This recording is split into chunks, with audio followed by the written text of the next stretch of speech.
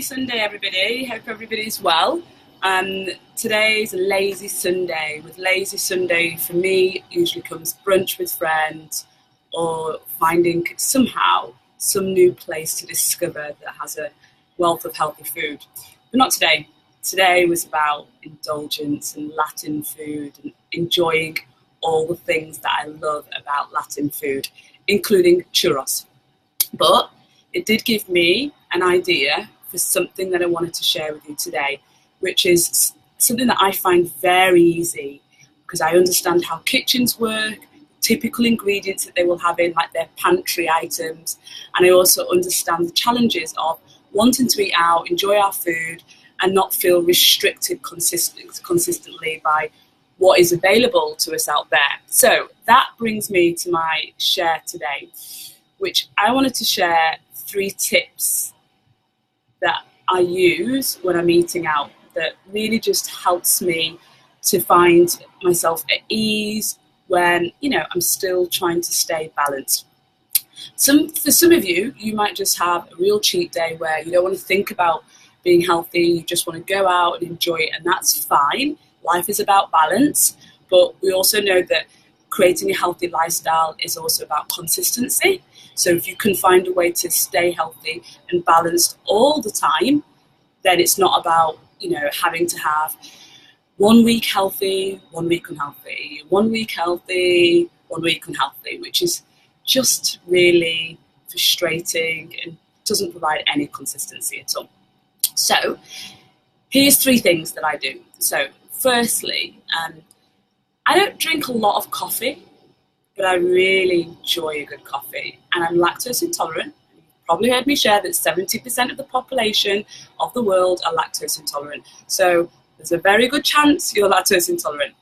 But if you like a good coffee like me, and especially a latte, then quite difficult, right? Because still not many places are offering alternative to cow's milk. But if it's a place that serves food, a lot of kitchens now have coconut milk or even coconut cream in their pantry, and it's a staple that chefs will have. So if it's coconut cream, they can dilute it with 1 part cream, 3 parts water. If it's coconut milk, they can just use that as it is, and they can take that to their barista and make you a coconut milk latte. So, of course, guys, you've got to like coconut to enjoy this, but it's very simple. The barista just has to use the coconut milk in the same way you would have used the cow's milk. And if the kitchen say, I've only got coconut cream, then they just need to do that 1/4 is coconut cream, 3 parts is water to have the same milk made from the coconut cream. So that's my top tip to get a great coconut milk latte, a dairy-free latte, to be able to enjoy that as a nice warming drink if you're lactose intolerant or you're trying to remove dairy from your diet. My second tip is that every place that serves food will have some forms of vegetables.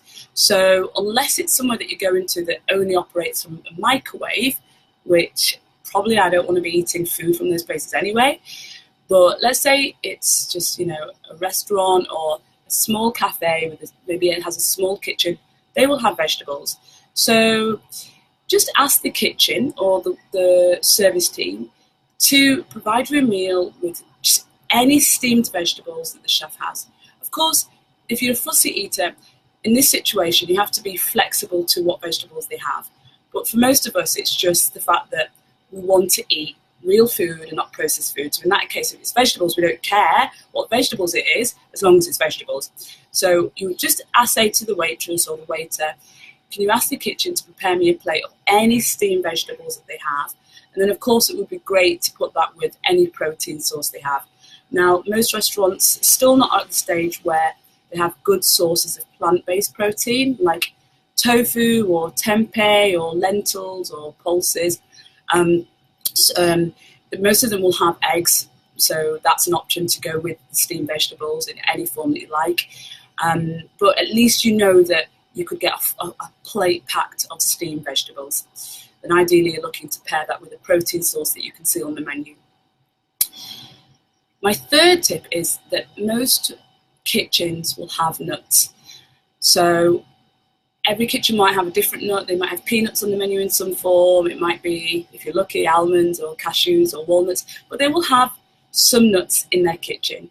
So what I do sometimes when I'm, not looking for a big meal, but I just want a healthy snack, is I will say to the waiter or waitress, please can you ask the kitchen just to prepare me a bowl of just nuts, whatever nuts they have in the kitchen, that I can just snack on so that I can have a healthy snack. And this was amazing because I did this a couple of weeks ago in a place that had a so-called healthy menu, but I kind of just knew that it was like not really that healthy.